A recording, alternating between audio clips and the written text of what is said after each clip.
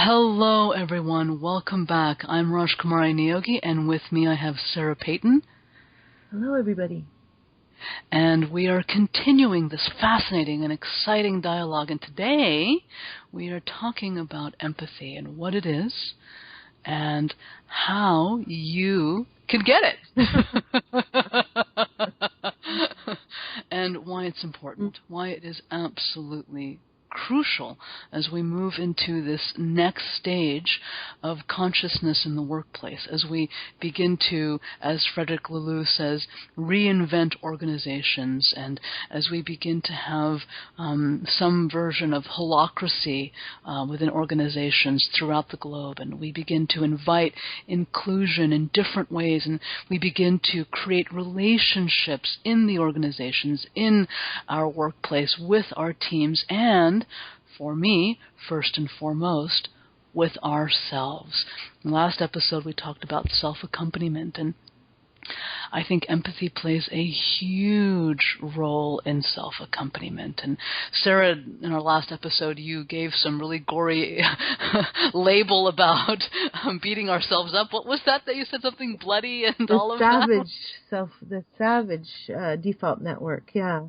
The savage default network. Doesn't sound like there's a lot of space for empathy there. Is that right? There's not a lot of space for empathy there. It's largely because people have never really had an experience. Again, it's sort of like being accompanied in our emotional world.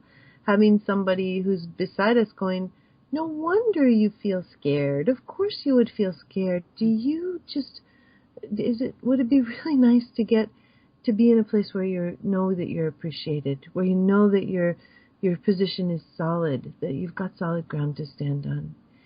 Those kinds of comments to the self are very sweet. There's a piece of research here that I love that has had some challenges to it since it was done, but I still find it very interesting that these results were received. Scientists took research participants into a room and said to them, here is an electrical shock machine, and will you let me pay you to shock you? And the people would say no. And the scientists would say, okay, well then I'm going to leave you in this room. I'll be back in about 15 minutes. And there was nothing else to do in the room. The only thing in the room was this electrical shock device. And that's horrible. And faced with 15 minutes alone, some 30% of the people shocked themselves rather than just... They would rather shock themselves than sit quietly for 15 minutes. That's right. Now, how is this even possible? I'm floored. I'm sorry. I'm so excited about this. This is crazy. I think that this demonstrates the power of the savage default network, that we are capable of doing much more harm to ourselves than what the comparative experience of receiving a small electrical shock would be. We are capable of really taking ourselves apart and not putting ourselves back together. Oh, so, I'm getting so emotional. I'm almost on the verge of tears here. This is just heart-wrenching. It's so true. Yeah. Yeah. Did by any chance the study kind of extended to having two people in the room and inviting them to shock someone else? And then what would happen? They ended up talking to one another? That's one way to get relationships going.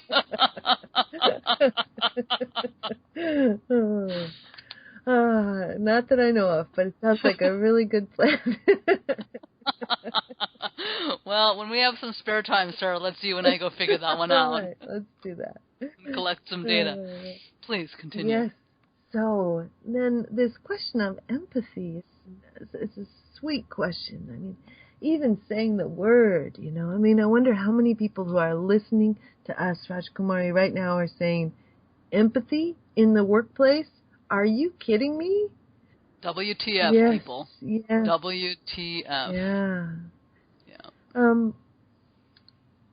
And let's just be clear that there is talk of empathy. There is talk about authentic self. What is that? The Valley, the tech world is absolutely talking about this. We want to know what this is. We want to explore this. Maybe we don't know what it is and how to do it in a way that's safe and inviting, but there is absolutely curiosity and willingness to go in that direction. There are certainly places that are not talking about that, right? Oil and energy, automotive, aviation, real estate, all of these verticals perhaps are absolutely not talking about this. So let's give some kudos to this vertical, the tech vertical, that is really doing its part in however cobbled way it may be and stumbling way it may be. It is still brave, courageous, and absolutely vulnerable, really, in its exploration of looking at building culture effectively, building team performance differently and cohesively, and really, really, really making attempts to show up in a workplace that is inclusive. I also offer my kudos.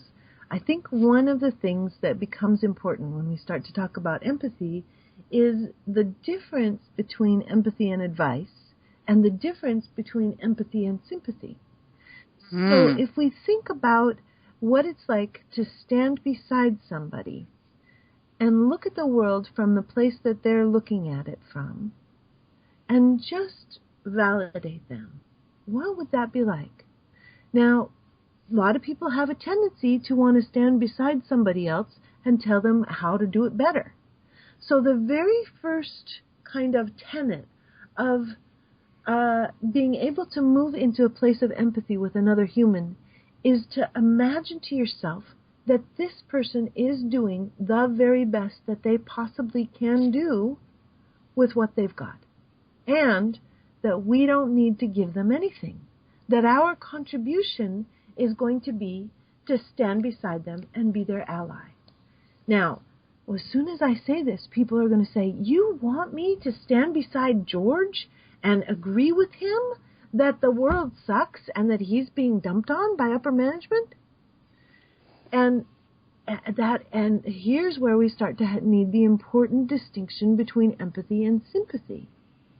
So in sympathy, we're moving into collusion with the other person's story, whatever that story is. In empathy, we're differentiating ourselves from that story.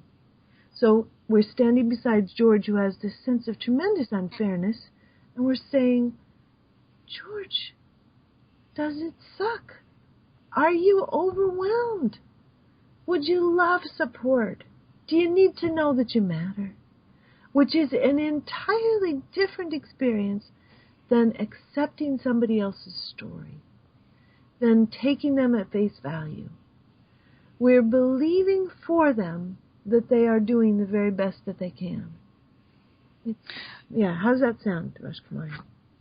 It's an interesting. I fully agree with you, and I think that as we build our self-accompaniment, as we build our receptacles for compassion and empathy and warmth, and as we are able to self-regulate in the moments of triage, in the moments of crisis management, what happens is we are able to then have this level of I wonder what this person is experiencing right now.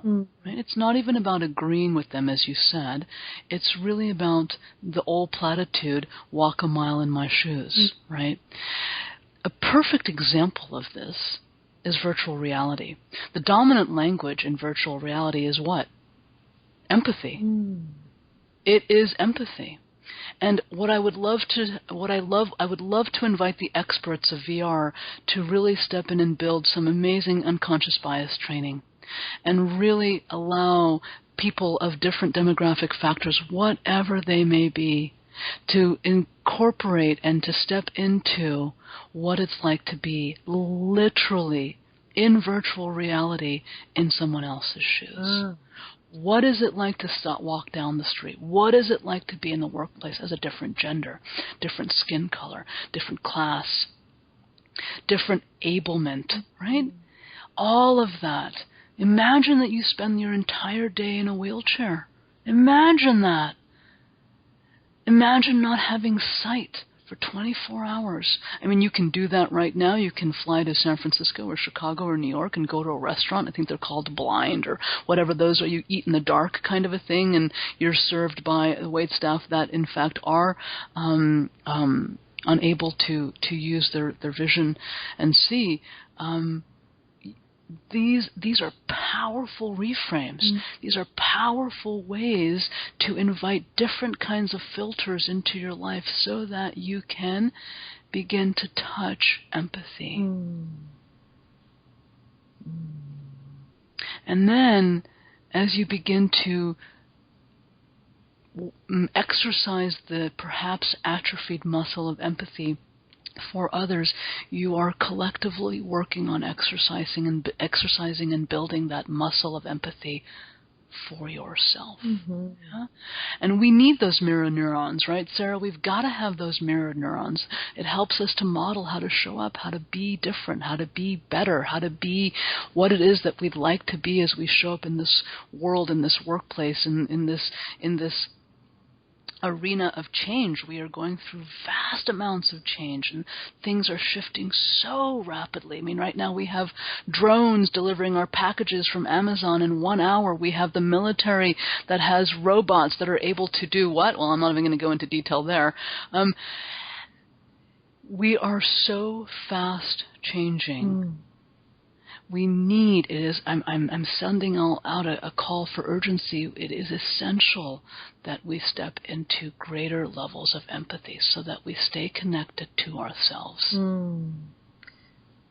It's such a sweet invitation. And also your naming of the rapidly changing world that we live in leads me to do a little self-empathy for myself and maybe a little empathy for folks who are on this call. Do you, with the level of change that Rajkumari is describing in this world, do you feel a little overwhelmed? Do you need your own personal flying device that would let you keep up with the times?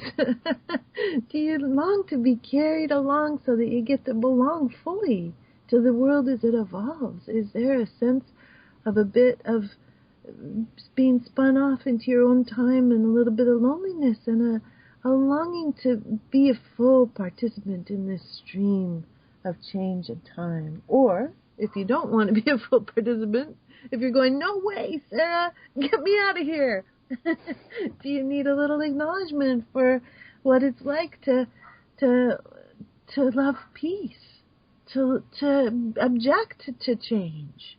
Do you long for stability? Do you long to be able to be in a world that stays the same from one breath to the next? These are examples of empathy, of standing with each other. Yeah. Absolutely. And many of you who have listened to the past episodes, I think in the second episode I talked about my client, the lawyer who has 2 kids, and she ran a lot of anxiety. As we began to do the disruptive diversity coaching framework together, the first need that we address is integrity. And integrity is basically being vulnerable, and being vulnerable enough. The need for integrity is met through a strategy of vulnerability. And I won't go into a lot of detail about that because this episode isn't about talking about the disruptive diversity framework. But the strategy, one of the many strategies for integrity, is to be vulnerable. And that vulnerability is meant around being empathetic. Right? Having empathy, being accountable for your feelings, knowing what your feelings are, and having that vulnerability to voice them. Right?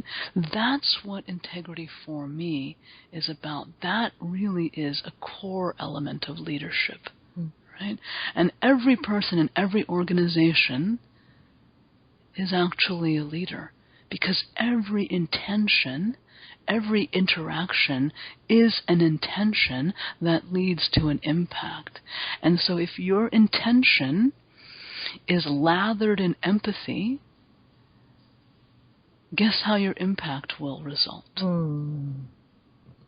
very differently than the other strategy on the other end of the spectrum for integrity is posturing, right?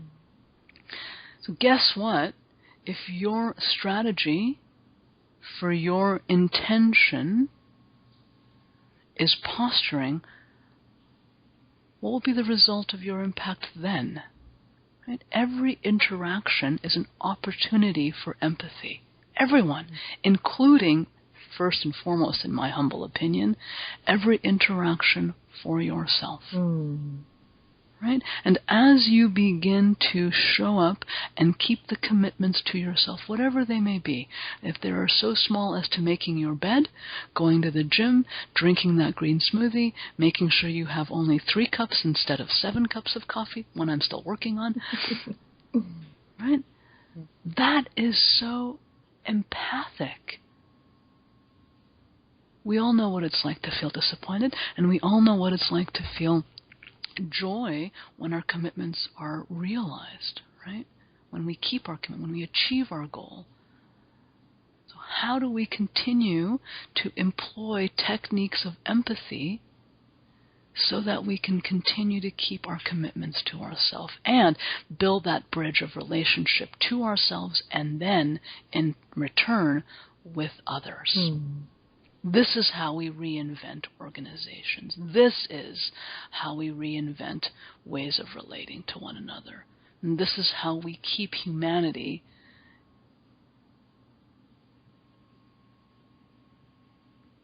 Sarah, what's coming up for you over there? Oh, I'm just enjoying the phrase to keep humanity, to just really, really, to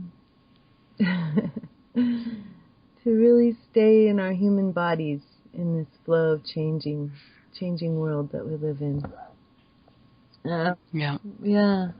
Just and as you were saying, what's the difference between having an interaction with empathy as opposed to an interaction with posturing? I was thinking of a hot knife through butter with empathy, and I was thinking of like a splat into a butter glass. Wow, that's quite a visual there, Sarah. I'm not sure about the butter thing. And the knife, so we'll let you have your own experiences, and we're glad it works for you.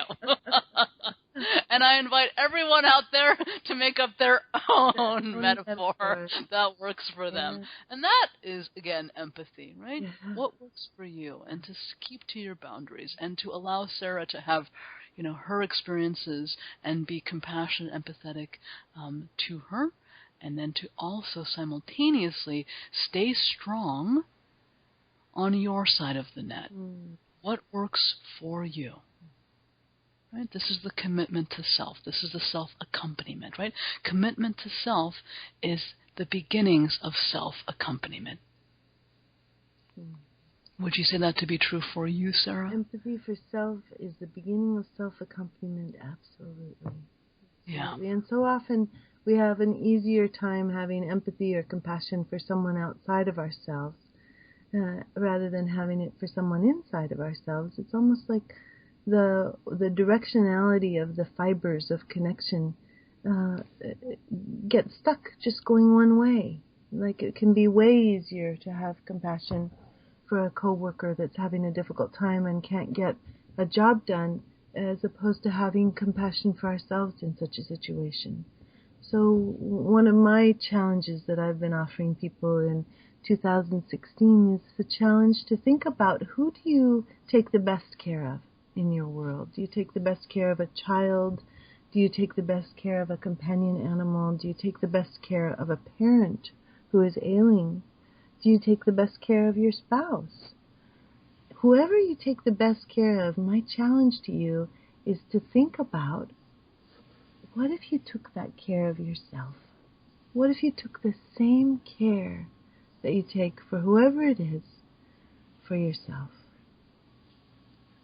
Beautiful. And as we close this episode, I invite you to come back, and until then, please take the best care of yourself. We invite you to ask questions, post comments. Please send us an email if you would like something a little more private. Both Sarah and I are here to support you and explore your questions and concerns. Absolutely. Sarah, what can we expect for the next episode? In our next episode, we're going to be talking about belonging and inclusion, how important it is for the human body to belong, and empathy for what it's like when we're in a workplace where we are different in some way from the other people in the workplace. One of my favorite topics. Fantastic. Take care, everyone. Until next time.